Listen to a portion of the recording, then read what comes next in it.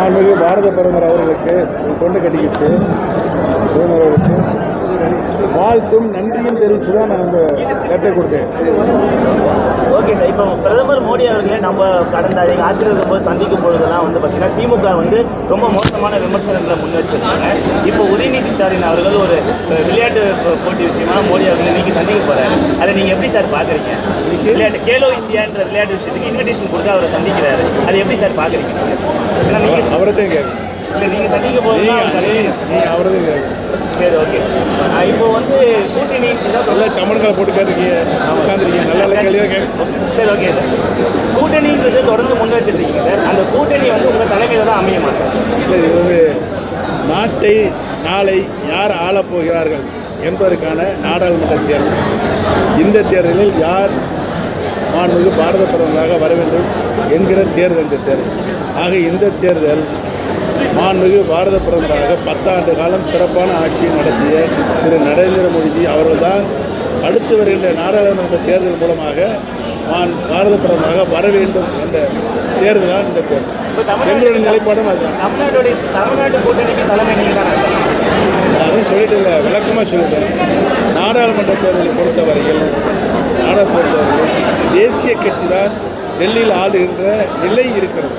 ஆக தேசிய கட்சியாக இருக்கின்ற பாரதிய ஜனதா கட்சி தான் தலைமை. நாடாளுமன்ற தேர்தலை பொறுத்தவரையில் பாரதிய ஜனதா கட்சியுடைய தலைமையில் தான் கூட்டணி அமையும். உங்களுடைய கூட்டணி கன்ஃபார்ம் பிஜேபியில் உங்களுடைய கூட்டணி கன்ஃபார்ம் பொறுத்திருந்து பாருங்க, ரொம்ப அவசரப்படும். சொல்லுங்க. கிளம்பாக்கம் பேருந்து நிலையத்தில் போதிய வசதிகள் கிளம்பாக்கம் பேருந்து நிலையத்தில் சார் ஒரு சில குறைபாடுலாம் இருக்குன்னு சொல்கிறாங்க. என்ன குறைபாடு? இல்லை சார், இப்போ தூரமாக இருக்குன்னு சொல்கிறாங்க. நிறைய விமர்சனங்கள்லாம் வந்து சார் பஸ் ஸ்டாண்ட் ரொம்ப தூரம் வந்துருச்சுன்றாங்க. கோயம்பேடு பக்கத்தில் பஸ் திறந்து இருக்குது. ரொம்ப கூட்ட நெரிசலாக இருக்குது. நிறைய ஆம்பளை பஸ்ஸுகள் மக்கள் நிறைய திறமைப்படுறாங்க. கிளாம்பாக்கத்தில் இந்த தென் மாவட்ட மக்களுக்காக இந்த கிளாம்பாக்கம் பேருந்து நிலையம் நம்முடைய ஆட்சியில் இங்கே தொடங்கப்பட்டு கிட்டத்தட்ட ஒரு 90% பணிகள் முடிக்கப்பட்ட நிலையில் தான் ஆட்சி மாற்றம் ஏற்பட்டது. ஆகவே இங்கே இறங்கி உடனடியாக அவர்கள் ட்ரெயின் மூலமாக ரயில்வே மூலமாக செல்லுகின்ற இடங்களுக்கு உள்ளே போகிறதுக்கு வாய்ப்பு இருக்குது. நல்ல வாய்ப்பு இருக்குது. அது மாதிரி மொபைல் பஸ்ஸுக்கும் உள்ளே இடம் ஒதுக்கிறது. பஸ் ஸ்டாண்ட் ஆம்னி பஸ்ஸுக்கும் இடம் ஒதுக்கிறது. பொங்கலுக்கு பணம் அறிவிக்கல, நீங்க அறிக்கையும் கொடுத்திருக்கீங்க சார். ஒருவேளை பொங்கலுக்கு பணம் அறிவிக்கப்படவில்லைன்னா திமுக சார்பாக அறிவிக்கப்படனா போராட்டங்கள் ஏதாவது உங்க சார்பாக செய்வீங்க? ஏன்னா அவங்க ஒருவேளை அறிவிக்கப்படல, அது இதுவரைக்கும் நிதி மட்டும் ஒன்றும் அறிவிக்கல. உறுதியாக நாங்கள் கோரிய நிதி பொங்கல் தொகுப்பிற்கு வழங்க வேண்டும் என்பதுதான் எங்கள் கோரிக்கை. அதை கொடுக்கின்ற வரையில் எங்கள் கோரிக்கை வலுவாக இருந்து கொண்டே இருக்கும். இப்போ கடந்த முறை பார்த்தீங்கன்னா அமமுக பொதுச் செயலாளர்கள் டிடிவி தினகரன் என்ன சொல்லியிருந்தாருன்னா ஸ்லீப்பர் செல்ஸ் இருக்காருன்னு சொல்லிட்டே இருந்தாரு. ஸ்லீப்பர் செல்ஸ் நம்ம அதிமுக இருக்காருன்னு சொல்லிட்டே இருந்தாங்க. இப்போ நீங்க என்னன்னா நீங்க எடப்பாடியோட ரகசியத்தை சொல்லிடுவேன்றீங்க. கண்டிப்பா இப்போ அவர் சொன்னது ஸ்லீப்பர் செல், நான் சொன்னது ரகசியம். கன்ஃபார்ம் ரகசியம்னா வெளியே சொல்ல முடியாது. பட் வெளியே சொல்ல வாய்ப்பு இருக்கா சார்? பொறுத்திருந்து பாருங்க. நீங்க தலைமையில் என்ன கேள்வி கேட்க சொல்றீங்களோ அதுக்கு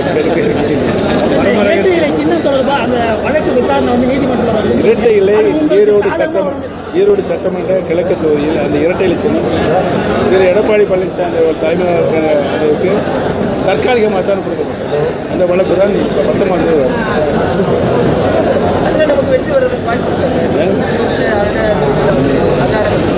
நீதியரசர் அவருடைய கையில் நீதி வலுமன்ற நம்பிக்கை தான் நாங்கள் உச்சநீதிமன்றம் சென்று வருவோம்.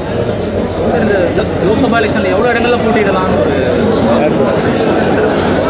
கூட்டணி கட்சிகளாம் கலந்து பேசி முடிவெடுக்க வேண்டியது உங்களிடம் தான். முதலில் உங்களை அழைத்து தான் இதை வெளியிடுவோம். சார், இப்போ வரைக்கும் எவ்வளோ கூட்டணி, எவ்வளோ கட்சியில் நம்ம நரேந்திர மோடிஜி அவர்கள் காலத்திலிருந்து அவரோடு இருந்த கூட்டணிகள் அனைவரும் ஒன்றாக தவிர எடப்பாடி பழனிசாமி தவிர. ஓகே, நன்றி. Thank you sir.